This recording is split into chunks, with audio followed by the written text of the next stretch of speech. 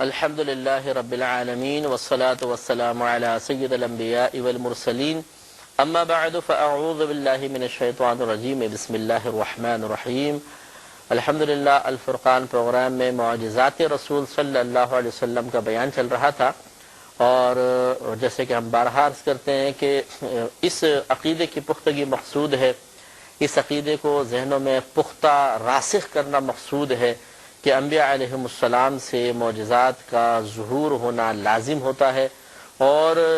ان معجزات کو تسلیم کرنا بطور معجزہ یہ امت پر لازم ہے۔ چنانچہ اگر معجزے کا کوئی صراحتاً انکار کر دیتا ہے تو فقہائے اسلام کے نزدیک اس کے لیے حکم کفر ہے۔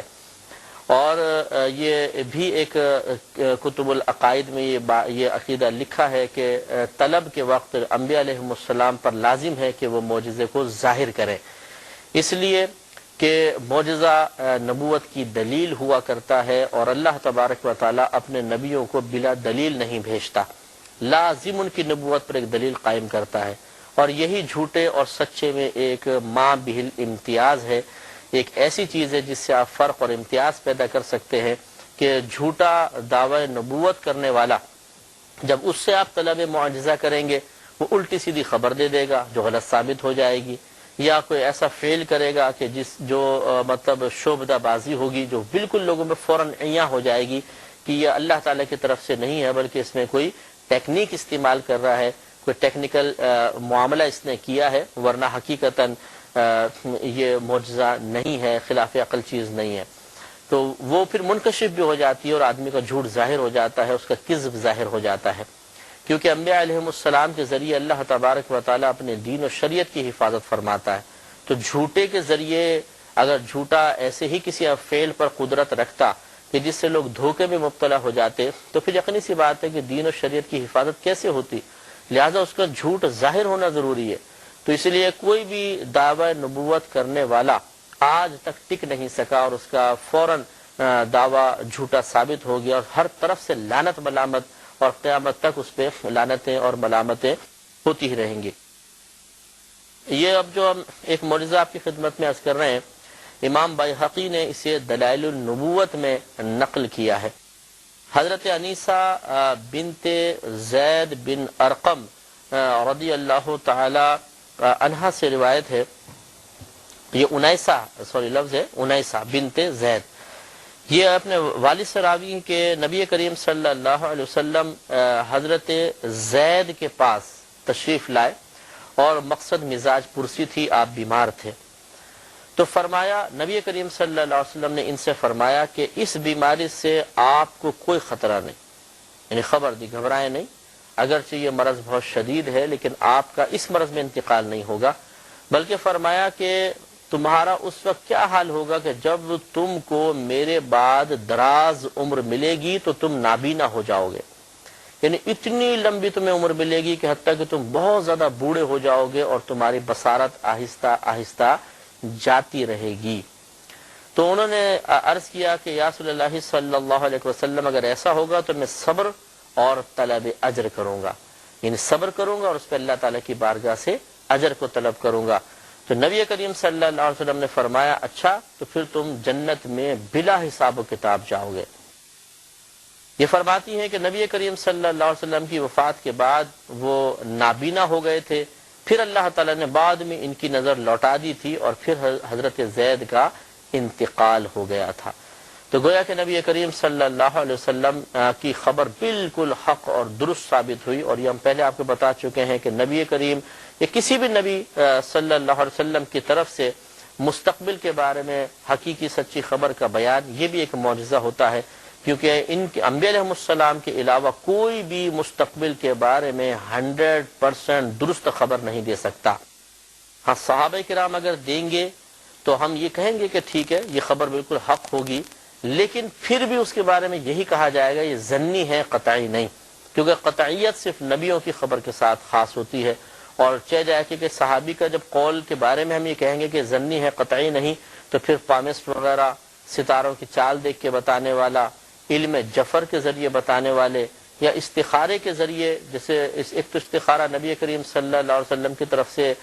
تعلیم کیا گیا نماز والا جو ہوتا ہے، اور ایک ہوتا ہے دیگر طریقوں سے معلومات حاصل کی جاتی ہیں، کسی بھی طریقے سے ہوں، یہ سب معلومات ظنی ہوتی ہیں، قطعی نہیں ہو سکتی، قطعی خبر صرف اللہ کے نبی دیتے ہیں۔ تو اس سے بھی معلوم ہوا کہ نبی کریم صلی اللہ علیہ وسلم کو اللہ تبارک و تعالی نے قیامت تک کا علم عطا فرمایا تھا کہ آپ نے پہلے دنیا کے بارے میں بتایا کہ تمہیں طویل عمر حاصل ہوگی اور تم نابینا ہو جاؤ گے، اور پھر اس کے بعد فرمایا کہ صبر کرو گے تو تم جنت میں بلا حساب و کتاب جاؤ گے۔ یہ بھی ایک خوشخبری تھی، اور نبی کریم صلی اللہ علیہ وسلم کی طرف سے غیبی خبر تھی، تو گویا کہ آپ لوگوں کے جنتی اور جہنمی ہونے کے بارے میں باعطائے الہی جانتے تھے، اور یہ غیبی خبر ہے۔ تو یہ ایک بہت ہی عظیم معجزہ ہے، اور اس میں ہمارے بھائیوں بہنوں کے لیے، خود ہمارے لیے بھی بہت ہی ایک عظیم سبق ہے کہ اگر اللہ تبارک و تعالیٰ کی طرف سے کوئی ناگہانی آفت آ جائے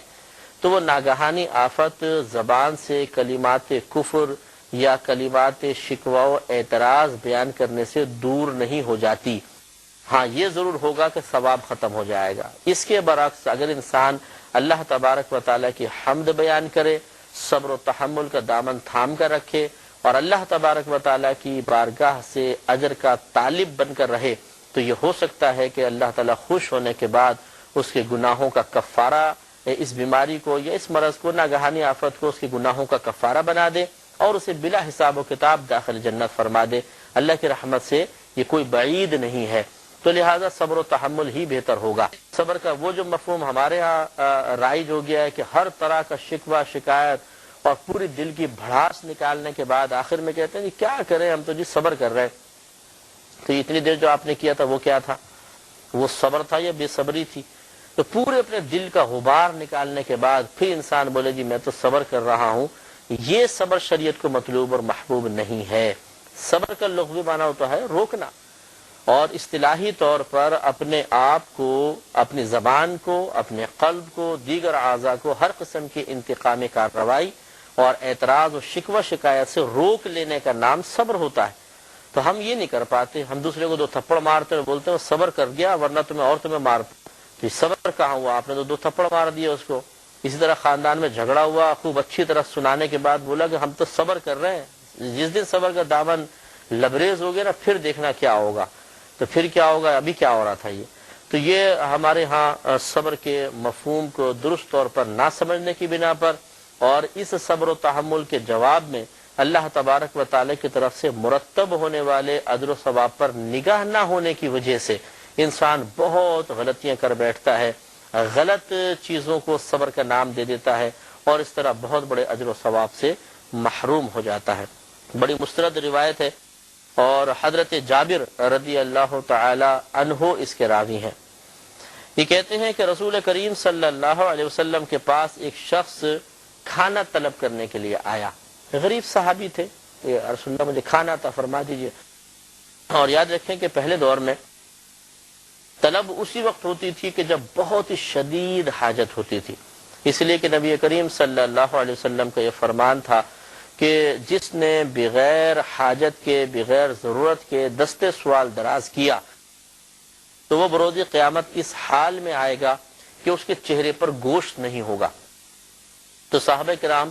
علیہم رضوان نے پوچھا یا رسول اللہ صلی اللہ علیہ وسلم، ضرورت کا کیا معیار ہے شریعت کے نزدیک؟ یعنی کب ہم یہ کہیں گے کہ اب ضرورت ہے تو سوال کرنا حلال ہے؟ تو نبی کریم صلی اللہ علیہ وسلم نے فرمایا کہ جب اگلے وقت کا کھانا نہ ہو،